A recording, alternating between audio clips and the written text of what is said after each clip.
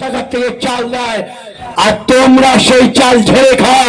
বর্তমানে তোমাদের নেতা জেলে, তোমরা জানো না? নির্লজ্জের মতো কথা বলে এখনো শুধরে যাও। আমি বেগঙ্গায় যে সমস্ত নেতারা আছে, হারমাদ বাহিনীরা আছে, তাদেরকে বলছি এখনো শুধরে যাও। মানুষের অধিকার মানুষকে প্রয়োগ করতে দাও, নইলে সাধারণ মানুষ যখন জেগে যাবে পালানোর পথ পাবে না।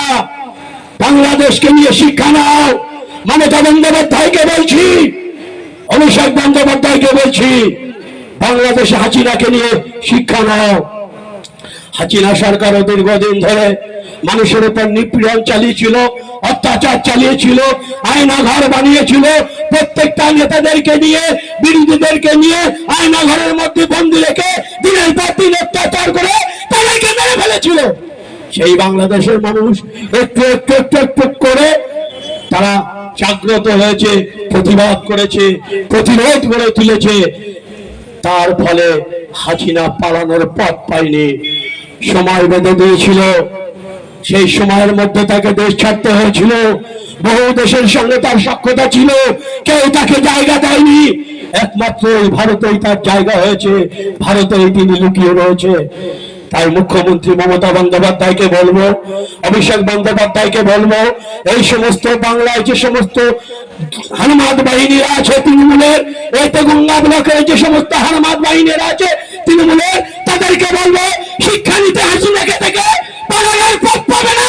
এই বাংলার মানুষ যখন রুখে দাঁড়াবে। কি মনে করো তোমরা নিজেকে? বড় চালাক মনে করো? কতদিন চলবে এভাবে খেয়ে? আর কতদিন চলবে?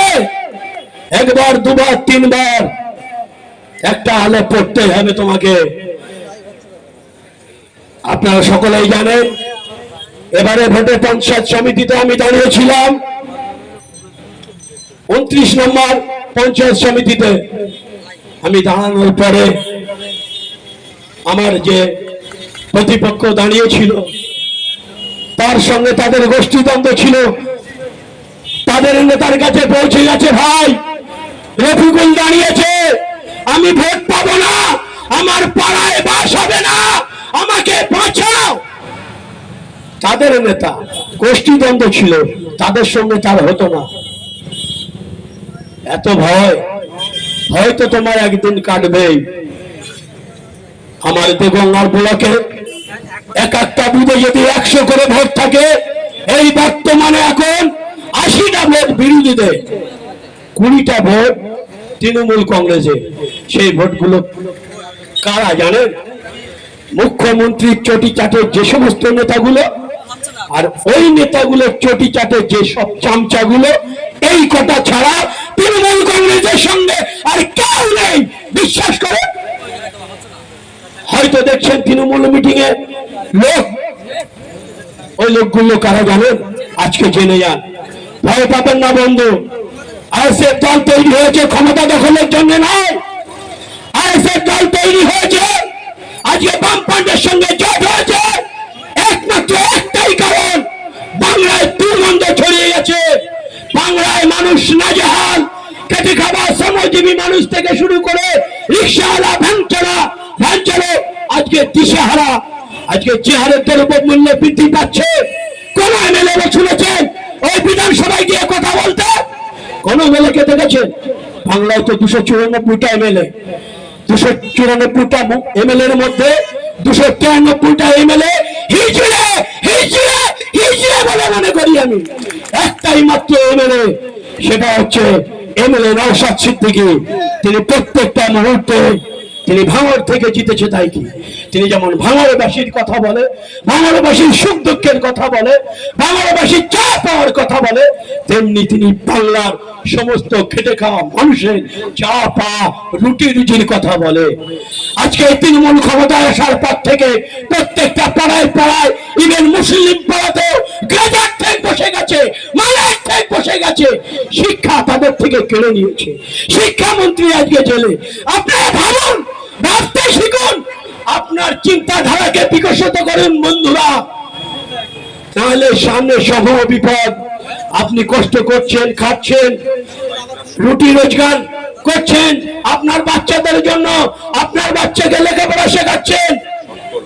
BA, BCom, MSc, master degree তৈরি করছেন, মেধা আছে, অথচ চাকরি পাচ্ছে না। সে চাকরি পাচ্ছে কারা? তৃণমূলের পাচাটা যারা। চাকরি পাচ্ছে কারা? মেধা নাই যাদের তারা। কিসের বিনিময়ে? লাখ লাখ কোটি কোটি টাকার বিনিময়ে। বলুন তো, মাস্টাররা হচ্ছে তো মানুষ গড়ার কারিগর। আজকে আমরা মিডিয়ার মাধ্যমে দেখতে পাচ্ছি হাই স্কুলে পড়াচ্ছে, বাংলা বলতে পারছে না, বাংলা পড়াতে পারছে না মানুষ, বাংলা পড়াতে পারছে না। তাহলে ওই সমস্ত মানুষ আমার আপনার ছেলে মেয়ে কি পড়াবে? তারা কি তৈরি হবে? আগামী দিন অন্ধকারে ডুবে যাচ্ছে। দাদা দেশ বিক্রি করছে, দিদি বাংলা বিক্রি করছে। এদের এই বেচা কেনা, এদের এই বাইনারিকে আমি আপনি ছাড়া কেউ বন্ধ করতে পারবে না। আপনার জাগুন, জাগ্রত হন। এই বলে বক্তা অনেক ক্ষুদ্র সময় পেয়েছি, বিস্তারিত সময় পেলে আরো বিস্তারিত বলবো। এই ছোট্ট বক্তব্য রেখে, সংক্ষিপ্ত বক্তব্য রেখে 13 নভেম্বর সকাল সকাল ভোট কেন্দ্রে গিয়ে যারা চোখ দেখাবে, যারা শক্তি দেখাবে, তাতে শক্তির বিরুদ্ধে চোখে চোখ রেখে বুথে গিয়ে এই বাম জোটের আইএসএফ এর প্রার্থী পেয়ারুল ইসলামকে 5 নম্বর বোতাম টিপে খাম চিহ্নে বিপুল ভোটে ভোট দিয়ে এই সমস্ত দুর্বৃত্তদের পরাস্ত করে বিধানসভায় নওশাদ সিদ্দিকের সঙ্গে পেয়ারুল ইসলামকে পাঠানোর জন্য আপনাদের কাছে আহ্বান রেখে আমার ক্ষুদ্র বক্তব্য এখানেই শেষ করছি। ইনকিলাব জিন্দাবাদ, আইএসএফ জিন্দাবাদ, নওশাদ সিদ্দিকী ভাইজান জিন্দাবাদ।